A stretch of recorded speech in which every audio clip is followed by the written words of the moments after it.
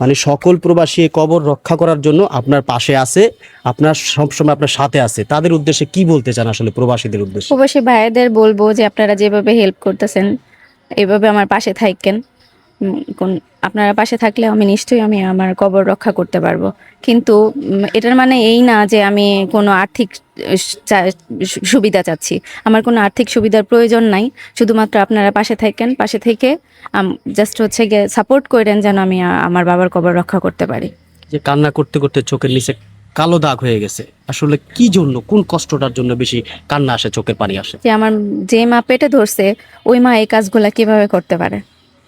আমি না হয় আমার বিয়ে হয়ে গেছে, ছোট ভাই বোনদের দিকে তাকাইলে আমার নিজেরই অনেক খারাপ লাগে। তার কি একটু খারাপও লাগে না? সে কি মা না? আমি মা জন্ম দিইনি তাই আমার এত খারাপ লাগে, তার কি একটু খারাপ লাগে না? যেই নারী প্রিয় মানুষটির কবর বিক্রি করে নতুন করে বিয়ে করতে পারে, সেই ছলনাময়ী নারীর উদ্দেশ্যে কি বলতে চান? সবাই তো আর খারাপ না। উনি ভালো থাকুক, মার সম্বন্ধে আমি খারাপ বলবো না। মা অলওয়েজ মা। মা ভালো থাকুক, সুখে থাকুক, শান্তিতে থাকুক, আমাদেরকেও একটু শান্তিতে থাকতে দেখ।